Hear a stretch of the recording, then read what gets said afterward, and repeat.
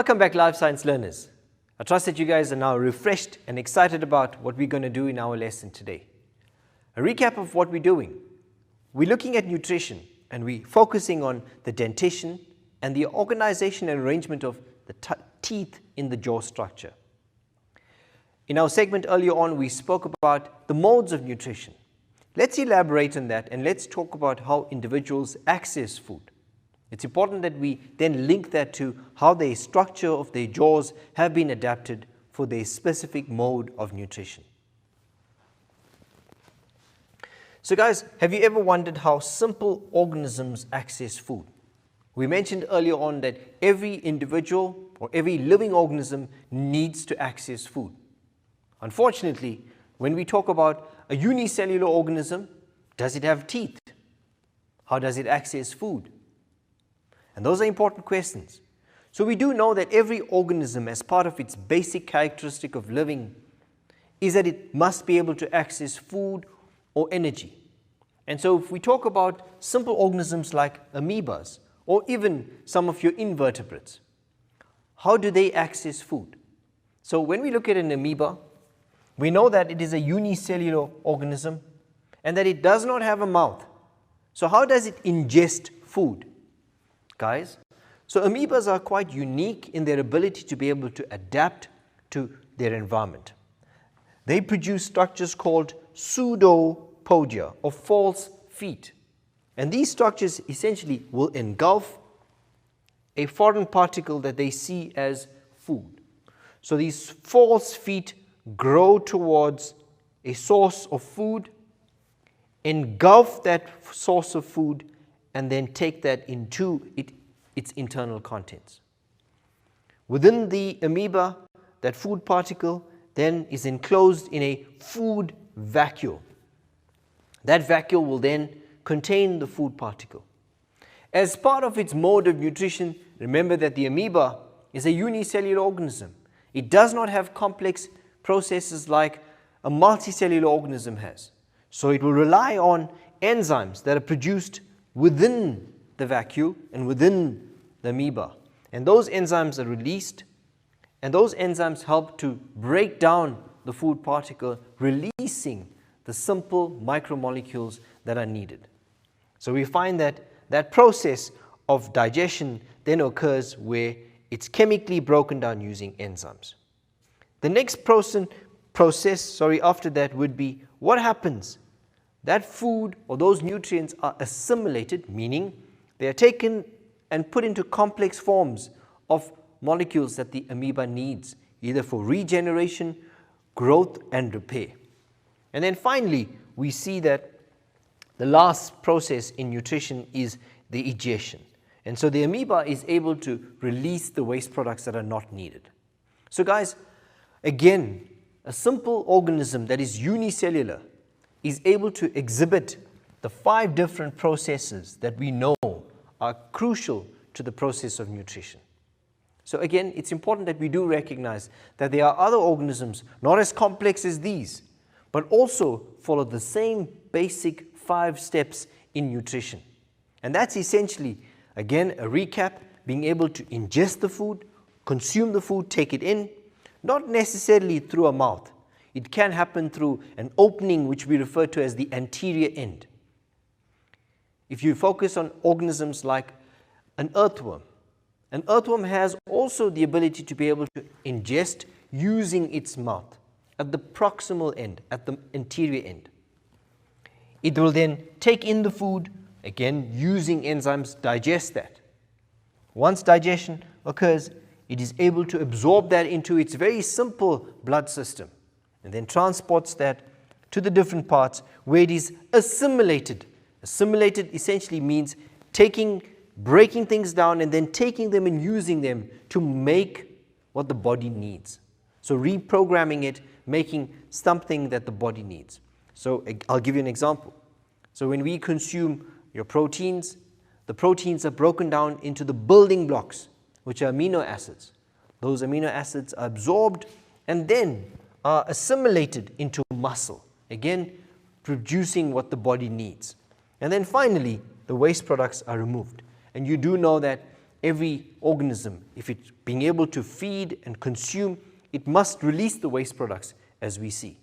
So that's essentially how a simple organism like an amoeba will carry out a basic function of nutrition.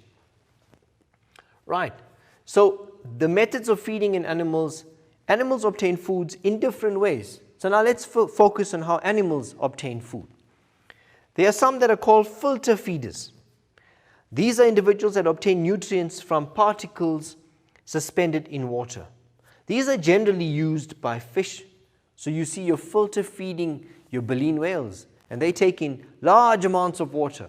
And as the water passes through, it filters out lots of the nutrients, the plankton, the zooplankton and the phytoplankton, so microscopic life forms. And those are then taken into the digestive system, and then they go through the 5 essential processes of ingestion, digestion, chemical breakdown, assimilation, and then absorption. So we see that in different forms. So they are filter feeders. We also see detritus feeders, and these obtain nutrients from particles suspended in the soil. As I mentioned earlier on, earthworms use this mode of ingestion. So they feed on decomposing plant and animal material. And so they basically will take in leaves and decomposing matter, and they consume those, and they go through fundamentally those 5 processes and able to access energy that is needed. Another mode of feeding is called fluid feeding. Again, this refers to obtaining nutrients by consuming other organisms' fluids. We see this in honeybees, mosquitoes, and you know that what they do. These exhibit that mode of food intake. So essentially, the mouthparts of these individuals will contain a proboscis or straw-like structure that either pierces into the skin or into a part of a flower, for this example, and it's able to suck up the liquid parts. And so their mode of nutrition is slightly different because they feed on fluid or liquid parts. And hence these individuals have a different structure in terms of their mode of nutrition. We also know that they are bulk feeding. These obtain nutrients by eating a whole organism. And we know that this is typically seen in some pythons where they engulf larger prey, swallow them up, crush them up by twisting their bodies, and then the process of digestion, assimilation, and egestion occur. So we know that their jaw structure is slightly differently adapted to most of herbivores and carnivores. And that's an interesting example of being able to look at how different animals are adapted to accessing food. So bulk feeding is quite an interesting way of feeding. And then we also have suction feeding, and these are basically ingesting prey via the surrounding fluids. This mode of ingestion is usually exhibited by aquatic predators such as your bony fish. And these fish basically suck up the nutrients from the floors of the seabed, and in that they extract the nutrients. So that is the different modes of feeding based on how individuals are able to access different parts of the environment to get energy.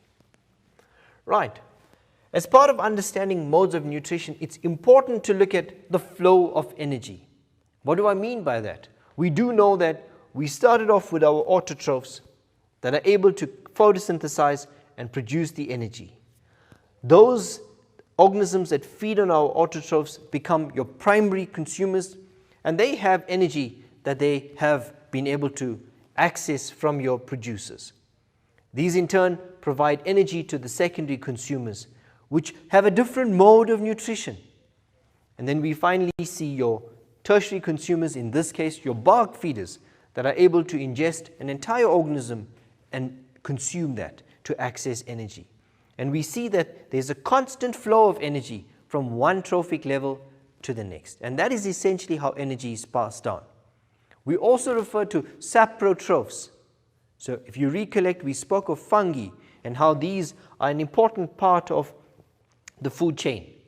So these also access energy, but not necessarily consuming and engulfing food, but by producing enzymes that allow them to absorb the nutrients from the surface or the material that they grow on.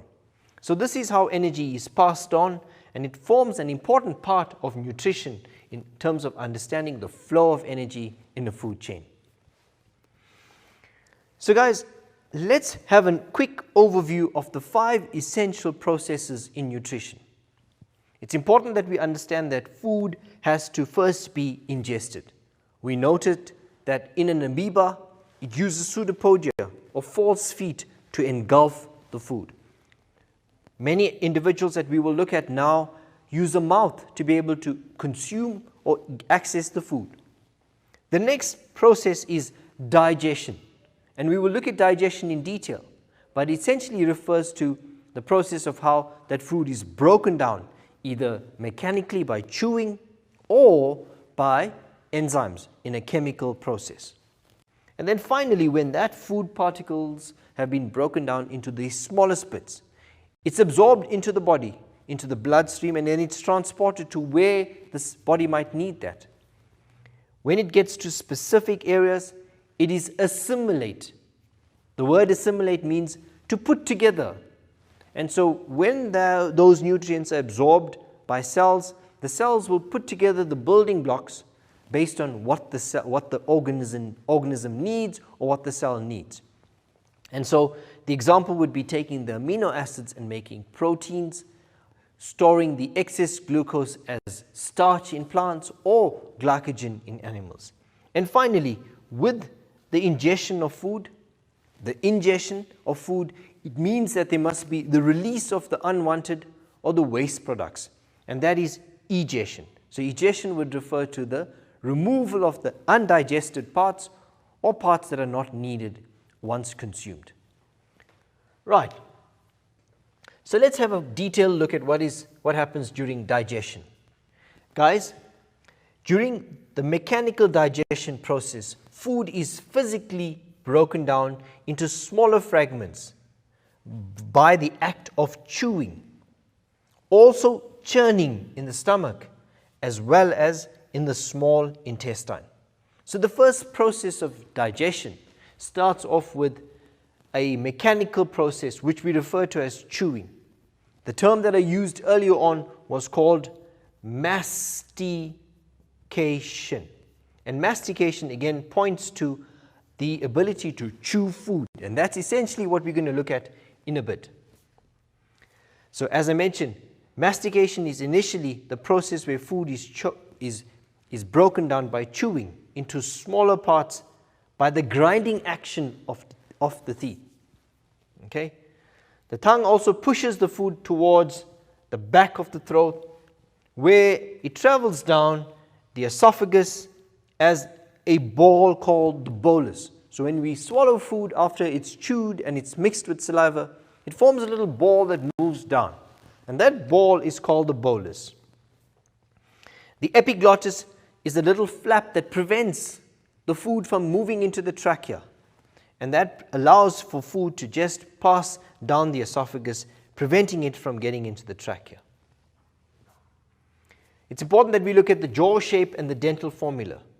The dental formula is a system of summarizing the number of each type of tooth, namely the incisors, canines, your premolars and your molars in each half of the mouth. Dental formula vary between species and may even be different on the upper jaws and the lower jaws. When we look at this, we know that here we've got to draw a line through that, and we've got to look at the dental formula of the lower jaw in each half. And essentially, the dental formula points to the different types and the ratios of teeth on the jaw. In this case, we can see that there are 2 incisors, there is 1 canine, there are 2 premolars and 3 molars. And this points to the formula of teeth on the lower jaw. Well guys, that's a wrap for this segment. Let's have a little comfort break, and when you're back, we will look at further dentition and the adaptations of these structures.